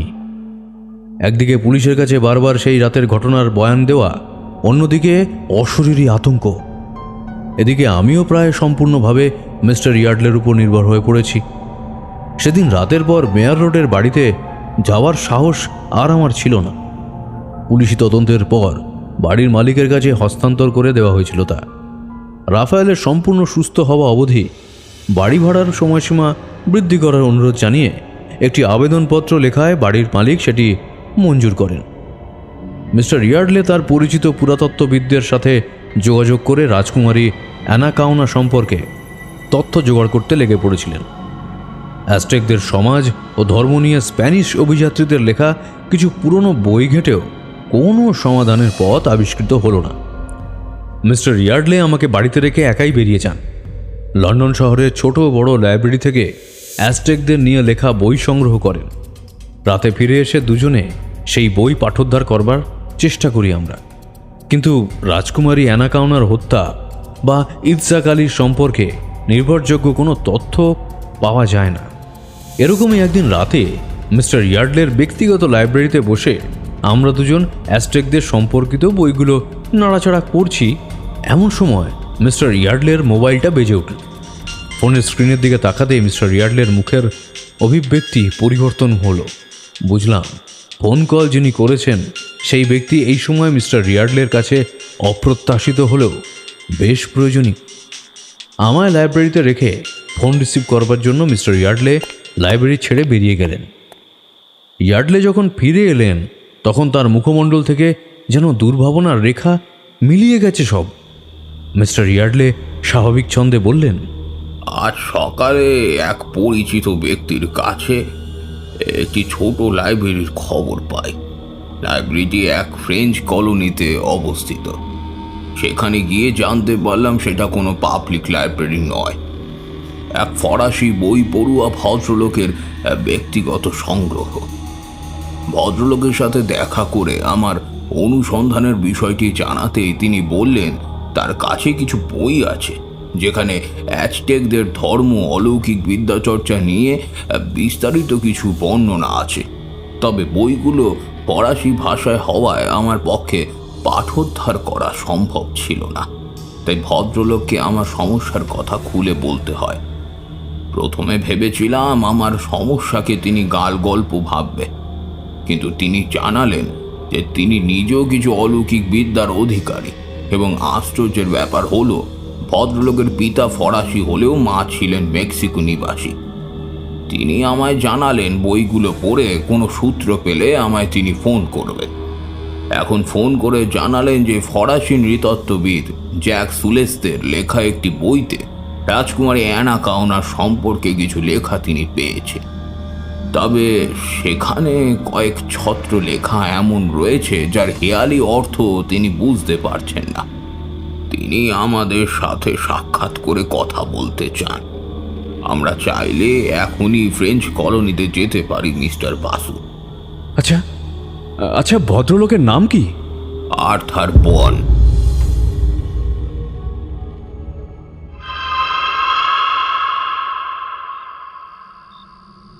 ফরাসি ভাষায় লিখিত নৃতত্ত্ববিদ জ্যাক সুলেস্তের বইয়ের যে অংশে লাল কালি দিয়ে চিহ্নিত করে রেখেছিলেন মিস্টার আর্থার বন, তা বাংলায় অনুবাদ করলে দাঁড়ায়, প্রতি মধ্যরাত পেরোলে রাজকুমারী অ্যানা কাউনা একটি করে পুরুষের হৃৎপিণ্ড শিকারে বেরোবেন। তার শিকার ততক্ষণ বজায় থাকবে যতক্ষণ না সহস্র শরীরের রক্ত মাংস তিনি ভক্ষণ করছেন। তার মাথার খুলিটি রক্ষা করছেন স্বয়ং ইৎজাকালি নামের কুল হাওয়াকান সাম্রাজ্যের বিশিষ্ট জাদুকর। ইৎজাকালি জাদুকরের দুহাতের উপরে স্থাপিত রাজকুমারী অ্যানা কাউনার খুলিটি তার অত্যন্ত প্রিয় জেট পাথরের মালা দিয়ে মন্ত্রপুত করার পর অ্যানা কাউনার দুরাত্মা ওই খুলির মধ্যেই আবদ্ধ হয়ে পড়েন। বেশ কয়েকশো টেনুচকা পুরুষের মৃত্যুর পর টেনুচকা সর্দার ও তাদের সম্প্রদায়ের পুরোহিতের মাধ্যমে এই হত্যালীলা বন্ধ করার সমাধান পায় টেনুচকারা। আর তারা পর্যবেক্ষণ করেন যে রাজকুমারী অ্যানা কাউনার আত্মা কখনোই দিনের বেলা সূর্যলোকের উপস্থিতিতে স্বীকার করেন না এবং সূর্যোদয়ের প্রথম রশ্মির সাথে সাথেই তিনি মূর্তিতে বিলীন হয়ে যান। আমার মতে টেনুচকারা এমন কোনো উপায় আবিষ্কার করতে পেরেছিলেন যাতে রাজকুমারীর আত্মা সূর্যলোকের উপস্থিতিতে খুলির বাইরে বেরোতে বাধ্য হন। একমাত্র তখনই রাজকুমারীর আত্মা বিনিষ্ট অথবা বন্দি করা সম্ভব। এই অবধি পড়বার পর মিস্টার বন বললেন, সূর্যলোকের উপস্থিতিতে আত্মাকে কিভাবে খুলির বাইরে বের করা সম্ভব? এই প্রশ্নটা আমার এবং মিস্টার ইয়ার্ডলের মনের ভেতরেও ছিল, এই ঘোরাফেরা করছিল আর কি। প্রশ্ন তো সেখানেই মিস্টার বন। এর আগে যতবার ওই বিভীষিকা দেখেছি বা শুনেছি প্রতিবারই মাঝরাতে। এমনকি টিউক নামের যে ব্যক্তি আমার মূর্তি ডেলিভার দিয়েছিল, আমি তার সাথেও পরবর্তীকালে যোগাযোগ করে জেনেছি যে মূর্তি থেকে জেট পাথরের মালাটি সেই সময় মুক্ত করেছিল ওই সহকর্মী, যার ফলে রাজকুমারীর আত্মার অতর্কিত আক্রমণে তার সহকর্মী মারা যায়। এই ঘটনার পর সেও একবার ওই দুরাত্মার সম্মুখীন হয়, কিন্তু কোনোভাবে বেঁচে যায়। কিন্তু সেই সব ঘটনা ঘটেছিল মধ্যরাতে, কোনো ঘটনায় দিবালোকে নয়। কিন্তু মিসেস ডরোথির ওপরে যখন আক্রমণ হয়েছিল তখন তো সূর্যাস্ত হয়নি, তখন মধ্যরাতও তো নয়। কিন্তু মিসেস ডরোথির বর্ণনায় যা বুঝলাম, ওর ওপরে আক্রমণকারী রাজকুমারী অ্যানাকাউনার প্রেতাত্মা ছাড়া আর কেউ হতেই পারে না। এমনকি তিনি নিজে কিছু না জেনেও দাবি করেছেন ওই মূর্তি থেকেই অশুভ আত্মা নির্গত হয়েছে। প্রথমে আমি ঘটনাটা স্রেফ মিসেস ডরথির মনের ভুল ভেবেই উড়িয়ে দিই, কিন্তু রাতে নিজের চোখে যখন দেখলাম তখন ভুল ভাবার তো কোনো অবকাশই নেই। মিসেস ডরথির আহত হওয়ার ঘটনা মিস্টার ইয়ার্ডলে হয়তো ভুলে গিয়েছিলেন। জানা অঙ্ক ভুল করবার মতো অনুশোচনা ফুটে উঠল ওর চেহারায়। বললেন, আপনি ঠিক বলেছেন মিস্টার বাসু। মিসেস ডরথির আক্রান্ত হওয়ার সময় তো মধ্যরাতই ছিল না, এবং আশ্চর্যের ব্যাপার হলো মিসেস ডরথিকে হত্যা করার কোনো প্রচেষ্টা করা হয়নি। কিন্তু কেন, কোন পরিস্থিতিতে এমন ঘটল?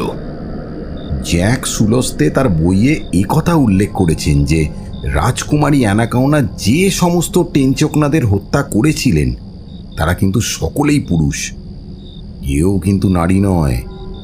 এমনকি কোনো শিশুরও হত্যা করা হয়নি। মিসেস ডরথি সেদিন নারী হওয়ার জন্যই বেঁচে গিয়েছিলেন, কিন্তু সূর্যালোকের উপস্থিতিতে কিভাবে? আপনার বাড়িটি ঠিক কোথায়? মানে লন্ডন শহরের কোন জায়গায় এই ঘটনাটা ঘটে সেদিন? আমার বাড়িটা ওই মেয়ার রোডে। আমার জবাব শুনেই মিস্টার বন তার স্মার্টফোন ঘাঁটতে শুরু করে দিলেন। কিছুক্ষণ পর ফোন ছেড়ে দিয়ে বললেন, আমার ধারণা মিসেস ডরথির উপরে আক্রমণ হওয়ার দিন কিছুক্ষণের জন্য মেয়ার রোডের আকাশ ঘন কালো মেঘ জমে সূর্যরশ্মি ঢেকে দেয়।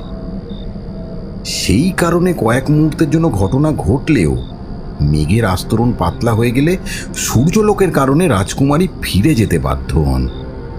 মিস্টার ইয়ার্ডলে এতক্ষণে মাথা নিচু করে আমাদের কথোপকথন শুনছিলেন।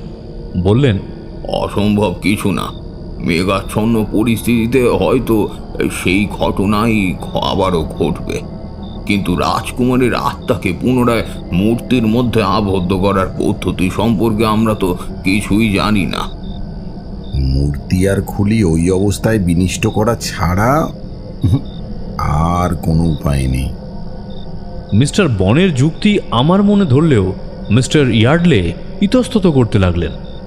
পুরাতাত্ত্বিক বস্তুর উপরে ওর আকর্ষণ এবং ভালোবাসা সম্পর্কে আমি যথেষ্ট অবহিত। মূর্তিটা যে অশুভ সেটা জেনেও সেই মূর্তিকে এত বছর আগলে রেখেছিলেন তিনি। অনিচ্ছা সত্ত্বেও সেই পর্যন্ত আমার মধ্যেই মিস্টার ইয়ার্ডলেও রাজি হয়ে গেলেন মূর্তিটা বিনষ্ট করবার জন্য।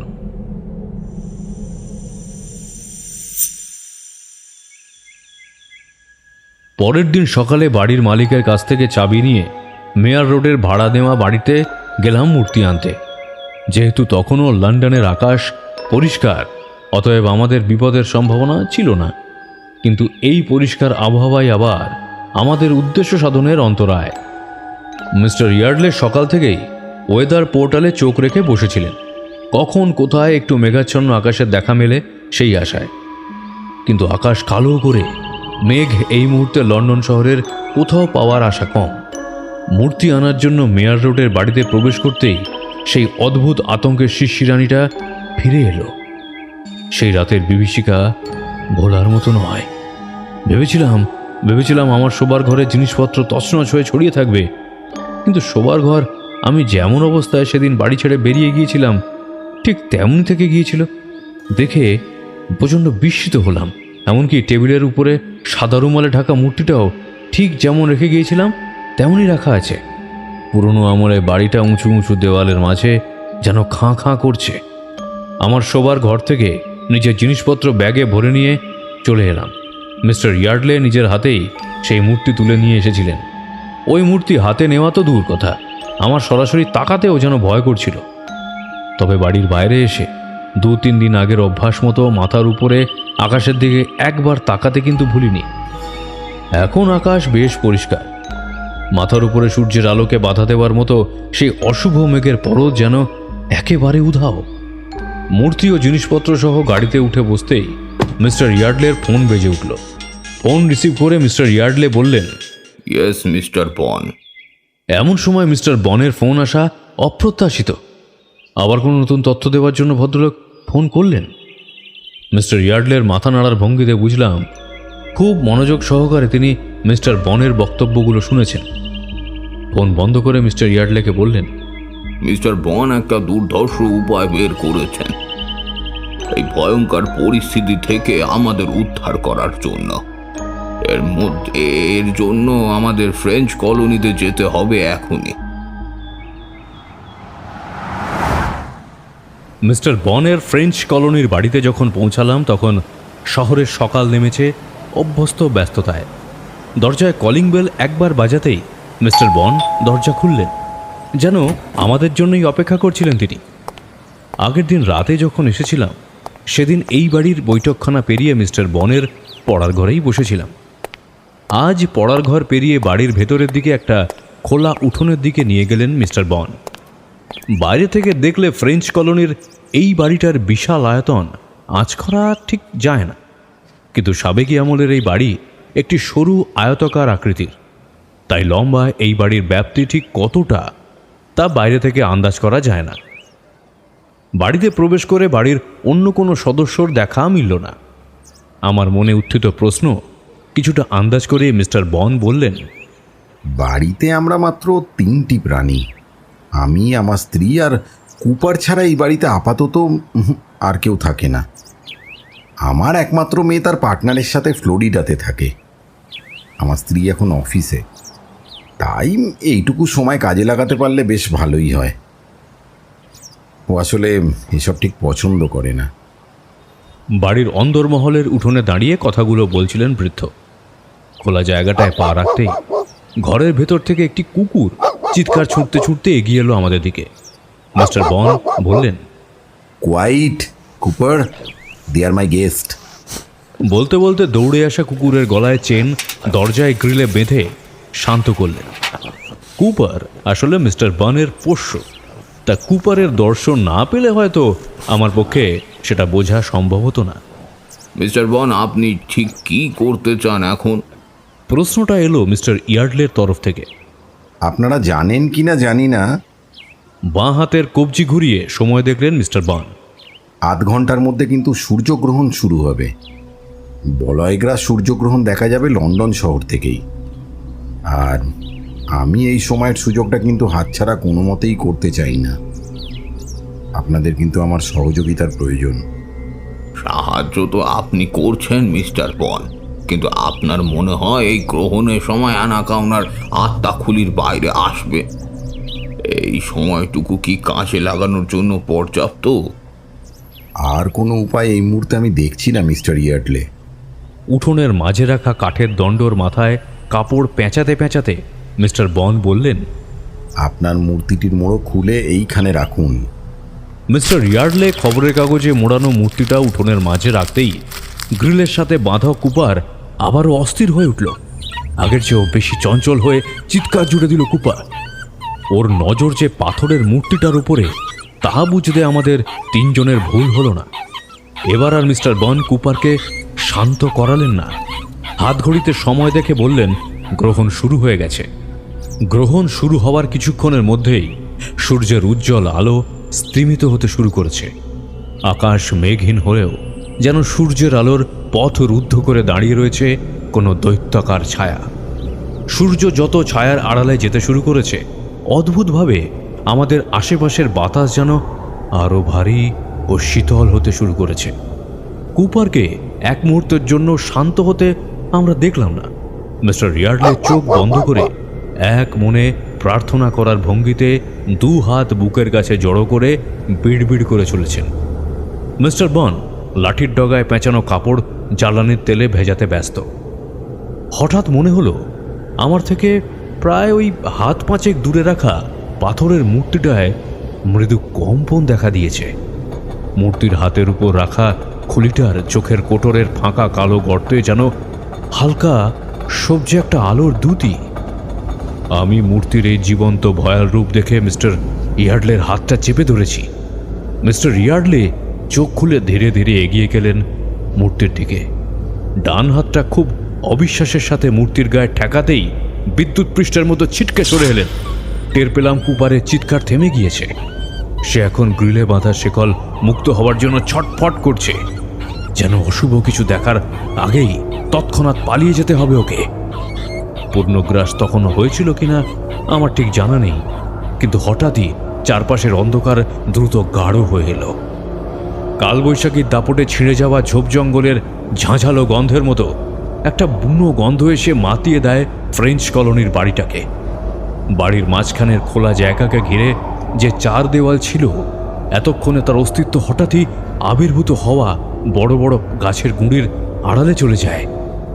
দেওয়ালের গা বেয়ে নেমে আসে নাম না জানা গাছের শিকড়, আগাছার মূল কাণ্ড পাতা। দেখতে দেখতে চোখের পলক ফেলার আগেই ফ্রেঞ্চ কলোনির অন্দরমহল ঘন গহীন গভীর অরণ্যে রূপান্তরিত হয়ে যায়। আমার সামনে রাখা মূর্তিটার যে মৃদু কম্পন দেখেছিলাম, সেটা এখন শান্ত দেখাচ্ছে। মিস্টার ইয়ার্ডলে আর মিস্টার বন দুজনে তটস্থ হয়ে চূড়ান্ত সময়ের অপেক্ষা করছেন। মাথার উপরের ঘন ডালপালা চাদর বিছানো, চাইলেও আকাশ দেখা যায় না। আমি জানি এর সবই মায়ার জাল বিস্তার করেছে। মিস্টার বনের বাতলে দেওয়া সেই চরম উপায় আমাদের রক্ষা করতে পারে। এখন সফলভাবে তা প্রয়োগ করলেই এই জঙ্গল, এই আধার, এই বিভীষিকা নিমেষে অন্তর্ধান হবে। আমার চোখের সামনেই সেই মূর্তিকে ঘিরে সাদা কুয়াশার কুণ্ডলী ঘনীভূত হতে হতে ক্রমশ বিশাল আকার ধারণ করতে লাগলো। কুণ্ডলীকৃত কুয়াশার ঘনত্ব এত বেশি যে তার আড়ালে ঠিক কি ঘটছে চাইলেও বোঝা যায় না।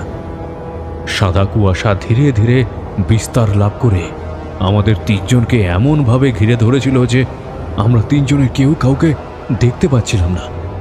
আমার খুব কাছে মিস্টার ইয়ার্ডলে দাঁড়িয়েছিলেন। আমি আমার ডান বাম দুই পাশে হাতড়েও মিস্টার ইয়ার্ডলেকে ছুঁতে পারলাম না। মনে কু ডাকা কাকে বলে এর আগে আমার জানা ছিল না। সেই সময় মনে হলো ভয়াবহ যা কিছু ঘটার ছিল আমি বুঝে ওঠার আগেই তা ঘটে গিয়েছে। দু তিনবার মিস্টার ইয়ার্ডলের নাম ধরে ডাকার চেষ্টা করলাম। Mister Yardley, mister Yardley, Victor Yardley, আপনি কোথায়? আমার আশেপাশে সাদা কুয়াশার কুণ্ডলী তখন বেশ পাতলা হয়ে এসেছে। হাতড়ে হাতড়ে কিছু দূর এগিয়ে যাওয়ার পর চাপা গোয়ানির একটা শব্দ কানে এলো। কেউ যেন এক নাগাড়ে চিৎকার করার চেষ্টা করে চলেছে, কিন্তু মুখের উপর কিছু চেপে বসে থাকার কারণে সেই শব্দ গোয়ানিতে রূপান্তরিত হয়েছে। সেই শব্দ অনুসরণ করে গিয়ে যা দেখলাম তা আমার জীবনে দেখা সবচেয়ে ভয়ালো অভিজ্ঞতা। দেখলাম সেই প্রাচীন আদিবাসী প্রায় নগ্ন মহিলা মিস্টার ইয়ার্ডলের বুকের উপর বসে দু হাতে পাথরে ফলাটা মাথার উপর ধরে তার বুকের উপর নিশানা করার চেষ্টা করছে। আমার সেদিন এক মুহূর্ত দেরি হলে মিস্টার ইয়ার্ডলের প্রাণ সংশয় হতে পারত। মনের জোর এনে চিৎকার করে উঠলাম, মিস্টার ইয়ার্ডলে!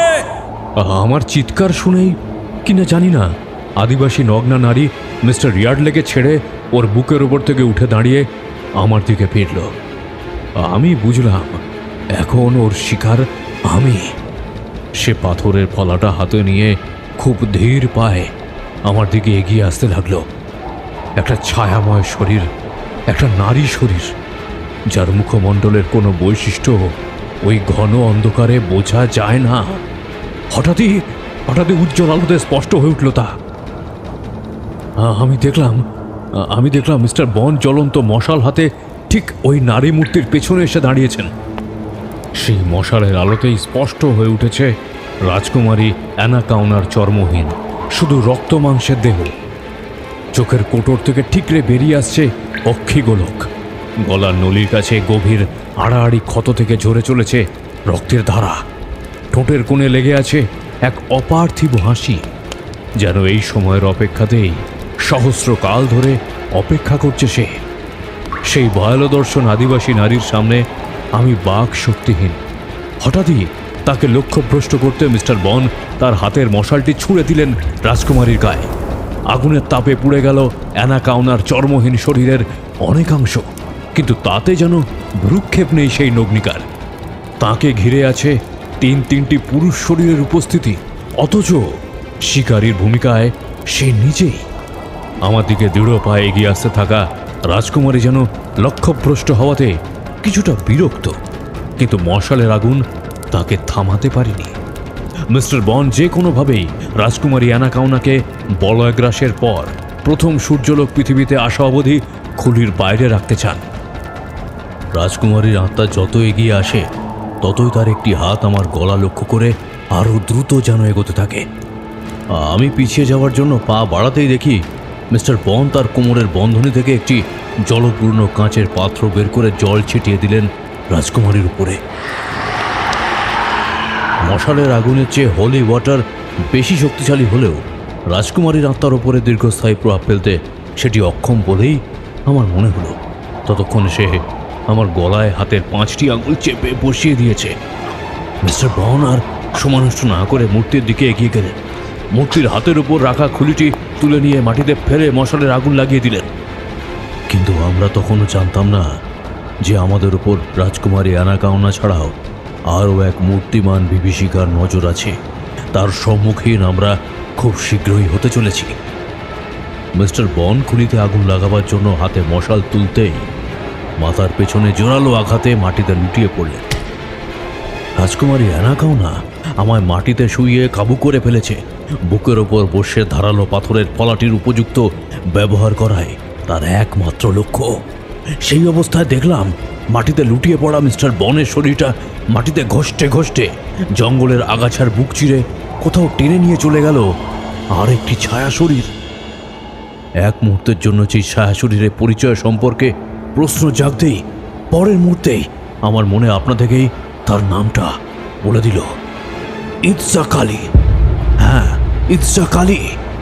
কারণ জাদুকর ইৎসাক আলী আত্মাহুতির মাধ্যমে দুটি আত্মাকে একটি মূর্তির মধ্যে আবদ্ধ করেছিলেন। আত্মাহুতির সময় তিনি প্রতিজ্ঞাবদ্ধ ছিলেন, রাজকুমারী অ্যানাকাউনার সহস্র পুরুষের বলি যতদিন না সম্পূর্ণ হয় ততদিন অশরীরীকে রক্ষা করবেন তিনি। আমার বুকের উপর বসে থাকা অ্যানাকাউনার সেই ভয়ঙ্কর মূর্তি মনে পড়লে আজও আমার রাতের ঘুম উড়ে যায়। ভেবেছিলাম এই যাত্রায় বুঝি আমার আর দেশে ফেরা হলো না। বিলেতে সাহিত্য সম্মেলনে এসে এমন অশরীরীর হাতে অপমৃত্যু বরণ করে নিতে হবে, এই আমার ভবিতব্য। এক হাতে আমার টুটি চেপে ধরে অন্য হাতে পাথরের ফলাটি আমার বুকে বসানোর উপক্রম করতেই একটা আর্ত চিৎকার করে বিদেহী রমণী আমাকে ছেড়ে উঠে দাঁড়ালো। আমি মাটিতে শুয়েই দেখছিলাম মিস্টার রিয়ার্ডলে অচৈতন্য অবস্থা থেকে বেরিয়ে এসে অ্যানাকাউনার খুলি আর ইৎসাক আলীর মূর্তিটিকে মাটিতে আছাড় মেরে ফেলে টুকরো টুকরো করে দিয়েছেন। রাজকুমারী অ্যানাকাউনা বাধা দিতে যাওয়ার আগেই সর্বশক্তি দিয়ে লাঠির ঘায়ে গুঁড়িয়ে ফেললেন খুলি ও মূর্তির টুকরোগুলো। তারপর মিস্টার বনের ফেলে রাখা জ্বলন্ত মশালের শিখা দিয়ে সেই গুঁড়োতে অগ্নিসংযোগ করলেন। আগুন লাগার সাথে সাথেই একটা অদ্ভুত ঘটনা খেয়াল করলাম জানেন। দেখলাম কিছুক্ষণ আগেও যে ফ্রেঞ্চ কলোনির বাড়িটা হঠাৎ জঙ্গলে রূপান্তরিত হয়েছিল তা আগের রূপ ফিরে পেয়েছে। কোথাও জঙ্গলের কণা মাত্র অবশিষ্ট নেই। সেই আদিম বুনো গন্ধ অথবা সাদা ধোঁয়ার কুণ্ডলী কিচ্ছু নেই, সব উধাও। আমার সামনে দাঁড়িয়ে আছে একটা চর্মহীন রক্তমাংসের পিণ্ড, যার অবয়বটি নারীর শরীরের। আকাশের গায়ে সূর্য তখন পৃথিবীর ছায়ায় সম্পূর্ণ ঢেকে গিয়েছিল। শেষ মুহূর্তে ছায়ার স্মরণের সাথে সাথেই সূর্যের গা থেকে ছায়া হীরের দুতির ন্যায় এক রশ্মি এসে পৃথিবীর মাটিতে ছুঁতেই রক্তমাংসের পিণ্ডটি আমার চোখের সামনে বাতাসে মিলিয়ে গেল। রাজকুমারী অ্যানাকাউনার খুলি ও ইৎসাক আলীর মন্ত্রসিদ্ধ মূর্তি দুই ততক্ষণে ভস্মে পরিণত হয়েছে। উঠোনের এক কোণ থেকে মিস্টার বনের অচৈতন্যর দেহটা তুলে নিয়ে এসে জলের ঝাপটা দেওয়াতে জ্ঞান ফিরল তার।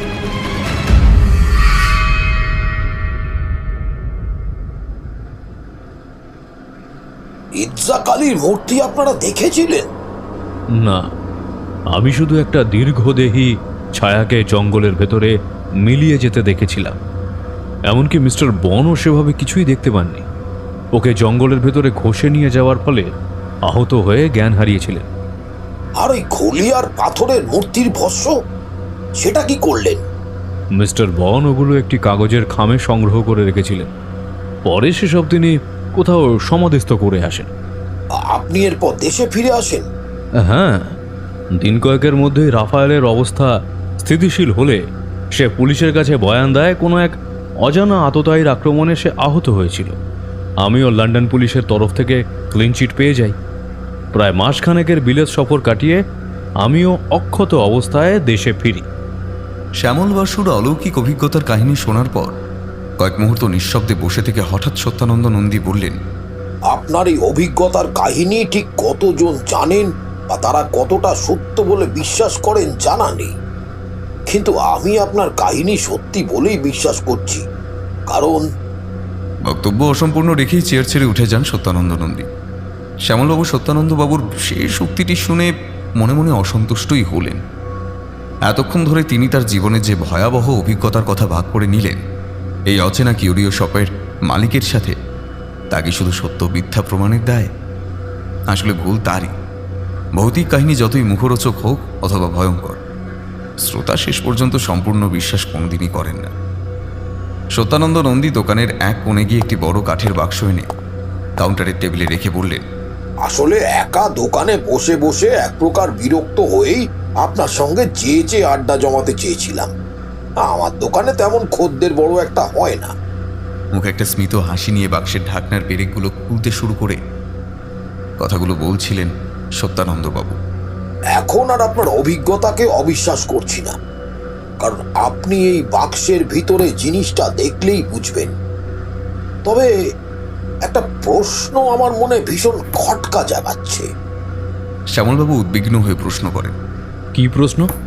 মিস্টার আর্থার বন কি সেই খুলি ও মূর্তির ভস্য সত্যি কোথাও সমাধিস্থ করেছিলেন? আপনি সঠিক জানেন? সত্যানন্দ নন্দীর প্রশ্নে সামান্য ভ্রু কুঁচকে গেল শ্যামলবাবু। দেশে ফিরে আসার পর মিস্টার বন অথবা মিস্টার ইয়ার্ডলের সাথে কোনো যোগাযোগ তিনি করেননি ঠিকই, কিন্তু সেই মূর্তি সংক্রান্ত কোনো সমস্যাও তো হয়নি বলে নিশ্চয়ই মিস্টার ইয়ার্ডলে তার সাথে যোগাযোগ করতেন। নাম ঠিকানা তার কাছে দিয়ে এসেছিলেন তিনি। তাহলে সত্যানন্দবাবু ঠিক কিসের ভিত্তিতে এই প্রশ্ন বারংবার করছেন? সন্দেহ ও কৌতূহল নিয়ে শ্যামলবাবু পাল্টা প্রশ্ন ছুড়লেন সত্যানন্দবাবুকে। আপনার এই প্রশ্নটি কেন মনে হলো? বাক্সের ঢাকনার চারদিকের সবকটা পেরেকি উপড়ে ফেলেছিলেন সত্যানন্দবাবু। শ্যামলবাবুর প্রশ্নের উত্তর না দিয়ে বাক্সের ভেতর থেকে খড়ের আস্তরণ সরিয়ে বের করে আনলেন সেই আকাঙ্ক্ষিত বস্তুটি। এটি পাথরের মূর্তির সামনে দু হাত পেতে বসে আছে। হাতের উপরে রাখা একটি মানুষের খুলি, খুলিকে পেঁচিয়ে রাখা আছে একটি সবুজ জেট পাথরের মালা। এ কিভাবে সম্ভব? অতীতের আতঙ্কের সেই শিরশিরে ছায়া নেমে আসে শ্যামলবাবুর চোখে মুখে। শির দ্বারা জমাট করে বয়ে যায় শীতল রক্তের ধারা। এটা কি একই দেখতে দ্বিতীয় কোনো মূর্তি? কারণ যে মূর্তিকে নিজের চোখের সামনে ভেঙে গুঁড়ো গুঁড়ো হয়ে পুড়ে যেতে দেখেছেন, তা কিভাবে আবার আগের রূপে ফিরে আসতে পারে? চেয়ার থেকে এক ঝটকে উঠে দাঁড়ান শ্যামলবাবু। এটা কোন মূর্তি? এটা কি? আমি তো সেই কারণেই বলেছিলাম আপনার কাহিনী আমি চাইলেও অবিশ্বাস করতে পারি না। তবে কাহিনী একান্তই আপনার হলেও এর শেষটা আপনার জানা নেই। আপনি ভারতে ফিরে আসার পর মিস্টার আর্থার বন সেই কাগজে মোড়া ভস্য নিয়ে একদিন বিকেলে শহরের বাইরে একটি কবরস্থানের উদ্দেশ্যে বেরিয়েছিলেন, কিন্তু গন্তব্যে পৌঁছতে পারেন। গাড়ি নিয়ে শহর ছাড়তেই একটি ছোট স্রোতের ধারে ব্রিজের উপর গাড়ি নিয়ন্ত্রণ হারিয়ে উল্টে জলে পড়ে যায়। মূর্তির গায়ে পরম যত্নে হাত বুলিয়ে দিতে দিতে বলে চলেছিলেন সত্যানন্দ নন্দী, জানেন মিস্টার বাসু, দুদিন পর যখন মিস্টার বনের মৃতদেহ উদ্ধার হয় তখন তার বুকে বাম দিকে হৃৎপিণ্ড ছিল না।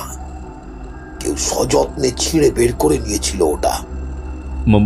মানে আপনি এসব কিভাবে জানলেন? মাথা ঝিমঝিম করে ওঠে শ্যামলবাবু। সেই ডালপালা ছেঁড়া বুনো গন্ধে ভরে যায় দোকানের ভেতরটা। ভারী বাতাসের শীতলতা টের পেতে শুরু করেছেন শ্যামলবাবু। এক পা করে পিছিয়ে যেতে থাকেন আয়তাকার দোকানের জানালার কাছে। পাথরের মূর্তি ঘিরে সাদা অস্বচ্ছ কুয়াশার কুণ্ডলী ঘনীভূত হতে শুরু করেছে। আসন্ন মৃত্যুর কবল থেকে তার আর পালাবার পথ নেই। মৃত্যুদূত স্বয়ং অনুসরণ করে এসেছেন তাকে। তার সামনে কুয়াশার আস্তরণ ভেদ করে বেরিয়ে এসেছে চরমহীন রক্ত মাংসের পিণ্ড সদৃশ্য একটি নারী মূর্তি। আর পাশে দাঁড়িয়ে থাকা সত্যানন্দবাবুর চেহারার যেন আমূল পরিবর্তন হয়েছে। মিস্টার বনের শরীরটা জঙ্গলের ভেতর থেকে টেনে নিয়ে যাওয়া বিশাল দেহি সেই জাকালির ছায়া শরীরের মতো দেখতে লাগছে সত্যানন্দ নন্দীকে। দোকানের চার দেওয়ালের মাঝে তখন সত্যানন্দ নন্দীর জলদ গম্ভীর গলার স্বরের অনুরণন ঘুরে ফিরে বেড়াচ্ছে। কিছু পাপের স্খলন হয় না, হয় না কোনো ক্ষমা। যা হয় তা হলো শুধু শাস্তি।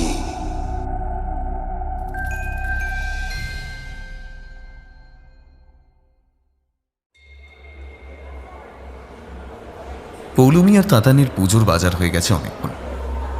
তারপর থেকেই শ্যামলবাবুকে ফোন করার চেষ্টা করেছে পৌলুমি, কিন্তু বারবার সার্ভারে IVR এর ভয়েস বাজছে। ফোন নম্বর নেটওয়ার্ক পরিষেবার বাইরে। অল্প সময়ের মধ্যেই এমন কোথায় চলে গেল শ্যামল যে সেখানে নেটওয়ার্ক পাওয়া যায় না। ফোন কানে নিয়েও টুকটাক কিছু বাজার করে নিচ্ছিল, নিজের জন্য junk jewellery, matching lipstick, nail polish. কিন্তু সেসব টুকটাক জিনিস সংগ্রহ করাও যখন শেষের দিকে, তখনও শ্যামলের পাত্তা নেই দেখে ব্যস্ত হয়ে পড়ে মা ছেলে দুজনেই। এমন দায়িত্বজ্ঞানহীন তো নয় শ্যামল, বরং পুজোর বাজার তড়িঘড়ি শেষ করার জন্য তাগাদা দেয় প্রতিবার। একতলা থেকে শুরু করে 3 তলার করিডোর, দোকান, এমনকি তাতান প্রত্যেকটা ফ্লোরে পুরুষদের শৌচাগারে পর্যন্ত ঘুরে এসেছে। দিশেহারা হয়ে যখন এদিক ওদিক ঘুরে বেড়াচ্ছে পৌলুমি আর তাতান, ঠিক তখনই 4 তলার সিঁড়ি দিয়ে একজন নেমে এসে খবর দিলেন যে 4 তলার একটি বন্ধ দোকানের বাইরে একজন লোক বেহুশ হয়ে পড়ে আছে। তার বর্ণনায় পৌলুমি বুঝল অচৈতন্য হয়ে পড়ে থাকা লোকটি শ্যামল ছাড়া আর কেউ নয়। 4 তলার সিঁড়ি বেয়ে পৌলুমি আর তাতান যখন করিডোরে পৌঁছয়, তখন দুজন শ্রমিকের চেষ্টায় শ্যামলবাবু সোজা হয়ে বসেছেন। পৌলুমি শ্যামলের দিকে ছুটে এসে প্রশ্ন করে, তুমি এখানে ফাঁকা করিডোরে কি করছিলে? কি হয়েছে তোমার? বিভ্রান্ত শ্যামলবাবু পৌলুমিকে আশ্বস্ত করে বললেন, না না, চিন্তা করো না, আমি ঠিক আছি। ঘুরতে ঘুরতে এখানে এসে পড়েছিলাম, তারপর কখন যেন মাথাটা ঘুরে যায়। পেছনে দেওয়াল ধরে উঠে দাঁড়ায় শ্যামলবাবু। উপস্থিত দুজন শ্রমিককে প্রশ্ন করলেন, আচ্ছা আচ্ছা, এখানে একটা কিউরিও শপ আছে না, যেখানে ওই আদিবাসীদের রংচঙে মুখোশ টুকোশ বিক্রি হয়? শ্রমিক দুজন মুখ চাওয়াচাওয়ি করে একজন বলে, এই তো আপনার পেছনের দোকানটাই একটা কিউরিও শপ ছিল, কিন্তু ওটা বেশি দিন চলেনি। এই ফ্লোরে এই দোকানটাই সবার আগে শুরু হয়, কিন্তু তেমন বিক্রিও হতো না। আর তাছাড়া দোকানের মালিক হঠাৎ মারা যাওয়ার পর এখন বন্ধই আছে। দোকানের মালিক মারা গেছেন? স্বগতোক্তি করেন শ্যামলবাবু। আচ্ছা, বুঝি মালিকের নামটা বলতে পারবেন? নাম তো ঠিক আমরা জানি না, তবে টাইটেল তো নন্দী, ওই দোকানের নামেই লেখা আছে তো। শ্যামলবাবু ঘাড় গড়িয়ে মাথার উপরে বন্ধ দোকানের নাম পড়লেন। নন্দিস কিউরিও? তাহলে কি সত্যি মিস্টার বন সেদিন মারা গিয়েছিলেন? মিস্টার ইয়ার্ডলি বা কেন তাকে কিছু জানালেন? আর পুড়ে যাওয়া ছাইবর্ষ থেকে কি সত্যি মূর্তি আর খলি পুনর্গঠিত হয়েছে? আর এই নন্দিস কিউরিওর রহস্যটাই বা কি? দোকানের ভেতরে কি সেই মূর্তির অস্তিত্ব আছে? নানা রকম বিভ্রান্তিকর প্রশ্ন ঘুরছিল ডক্টর শ্যামল বসুর মাথায়। সত্যানন্দ নন্দী যদি আগেই মারা গিয়ে থাকেন, তাহলে সত্যানন্দ নন্দীর রূপ ধরে এতক্ষণ তার সামনে কে বসেছিলেন, যাকে তিনি বিগত 2 ঘন্টায় তার জীবনের ভয়াবহ দিনযাপনের অভিজ্ঞতা শোনালেন? সে কি উলুহাকান সাম্রাজ্যের জাদুকর ইৎজাক আলী স্বয়ং? হঠাৎ শ্যামলবাবুর মনে পড়ল আলাপচারিতা শুরুর দিকে সত্যানন্দ নন্দী একটা কথা বলেছিলেন, আপনার জীবনে এমন অভিজ্ঞতা আবারও হতে পারে। তখন এই উক্তির নেপথ্যে লুকিয়ে থাকা উদ্দেশ্য অনুসন্ধান করেননি বলে শ্যামলবাবুর আফসোস হল। তবে ভাগ্যিস তিনি জানালার কাছাকাছি পৌঁছতে পেরেছিলেন। জানালার পর্দা টেনে সরিয়ে সূর্যের আলোর প্রবেশপথ করে দিয়েছিলেন। না হলে কোনো সুদূর অতীতে মধ্য আমেরিকার আদিবাসী টেনোচকা জনজাতির পাপের বলিদান হয়ে যেতেন। সত্যি কি কিছু পাপের স্খলন হয় না, ক্ষমাও হয় না? প্রশ্নের উত্তর খুঁজতে খুঁজতে শপিং মলের পার্কিং ছেড়ে বাড়ির উদ্দেশ্যে গাড়ি ঘোরালেন ডক্টর শ্যামল বসু।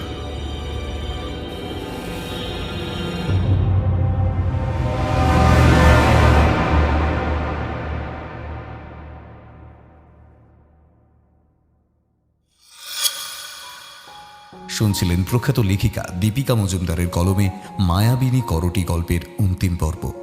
সম্পাদনা এবং কাস্টিংয়ে সৌরভ এবং মেঘনা, সহ পরিচালনায় পার্থ মুখার্জি, পরিচালনা ভিডিওর ভিজুয়াল এফেক্টসে সৌরভ, এডিটিংয়ে সায়র ও পোস্টার ডিজাইনে কৃষ্ণেন্দু মণ্ডল।